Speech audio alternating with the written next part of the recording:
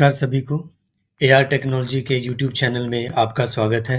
हम बात कर रहे हैं डिजिटल सुपरवाइजर की, जो कि ऑफसेट प्रिंटिंग एंड पैकेजिंग के लिए एक कस्टमाइज सॉफ्टवेयर है।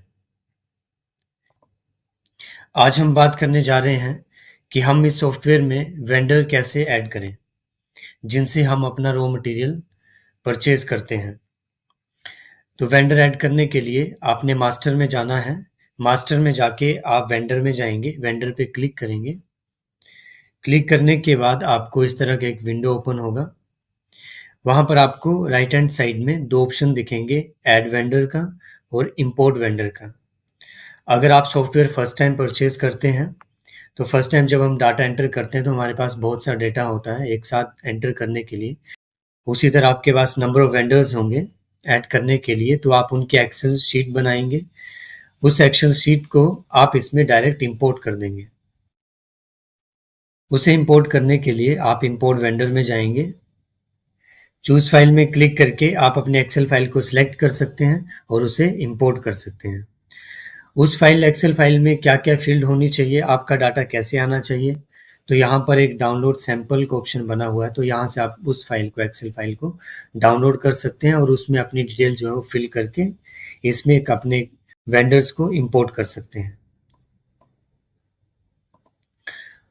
लेकिन आज के वीडियो में मैं आपको वेंडर्स को मैन्युअली कैसे ऐड किया जाता है वो ऐड करना बता रहा हूँ। आपने वेंडर्स में जाना है, ऐड वेंडर में। ऐड वेंडर पे क्लिक करेंगे तो आपको इस तरह का एक विंडो ओपन होगा। यहाँ पर आपने इन सब डिटेल्स को फिल करना है।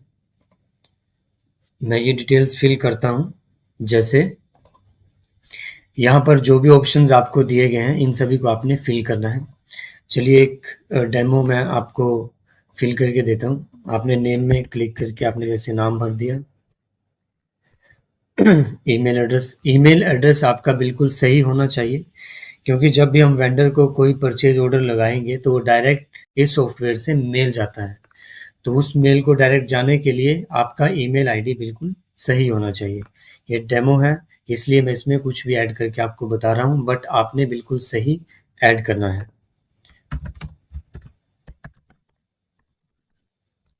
फ़ोन नंबर ऐड करेंगे, जीएसटी नंबर ऐड करेंगे, कंट्री चूज करेंगे, स्टेट, उसका डिस्ट्रिक्ट, सिटी, लोकेलिटी में आप जो वहाँ की लोकेलिटी है वो डालेंगे, पिन कोड ऐड करेंगे, यहाँ पे एड्रेस आप लिखेंगे। मैं डमी है इसलिए आपको सिर्फ ऐड करके बता रहा हूँ, नहीं तो आपने जो अगर प्लॉट नंबर वगैरह है वो सारे यहाँ पे फिल करने हैं। और फिर यहाँ पे ऑप्शन आता है कि जो आप वेंडर डिटेल ऐड कर रहे हैं आपकी खुद की कंपनी है या आपके अदर कंपनी है, तो अदर पे आपने क्लिक करना है। अगर अपनी है तो आप उस पर क्लिक करेंगे।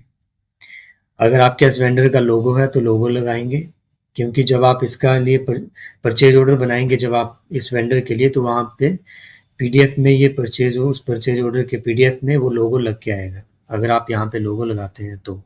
अगर लोगो नहीं लगाते हैं तो कोई बात नहीं, आपका वैसे भी चल जाएगा। यहाँ पे ईमेल सीसी का ऑप्शन है।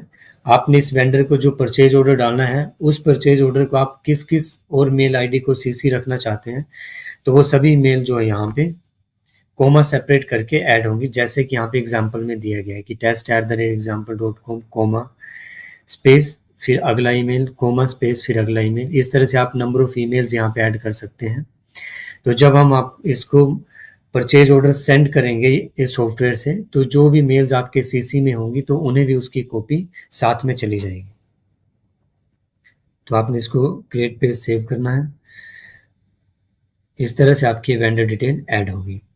जब आपके नंबर ऑफ वेंडर्स यहाँ पे ऐड हो जाएंगे तो ये लिस्ट आप एज ए कॉन्टैक्ट डायरेक्टरी भी यूज़ कर सकते हैं। अगर आपने किसी वेंडर का ईमेल आईडी चेक करना है, किसी वेंडर का फ़ोन नंबर चेक करना है, जीएसटी चेक करना है, तो आप यहाँ से सर्च करके उसका नाम, फ़ोन नंबर, ईमेल पता कर सकते हैं। अगर कोई इन्फॉर्मेशन आपने एडिट करनी है तो एडिट पे जाके आप उसका, अगर नाम गलत हो गया है या जीएसटी गलत है, अगर कोई भी चीज़ चेंज करनी है तो आप चेंज कर सकते हैं उसको एडिट में जाके। तो इस तरह से डिजिटल सुपरवाइज़र में वेंडर ऐड करना बहुत आसान है। आप इसे आसानी से अपने वेंडर्स लिस्ट को बना सकते हैं। तो आई होप कि आपको ये वीडियो समझ आया होगा। डिजिटल सुपरवाइजर के अगले मॉड्यूल्स की जानकारी के लिए आई होप कि आपको ये वीडियो समझ आया होगा कि हम वेंडर्स कैसे ऐड करें। एक छोटा सा ओवरव्यू आपको दे देता हूँ। मास्टर में जाके आपने वेंडर्स में जाना है। वेंडर में जाने के बाद दो तरह के ऑप्शंस हैं, मैनुअली ऐड करने के लिए और आपकी एक्सेल इंपोर्ट करने के लिए।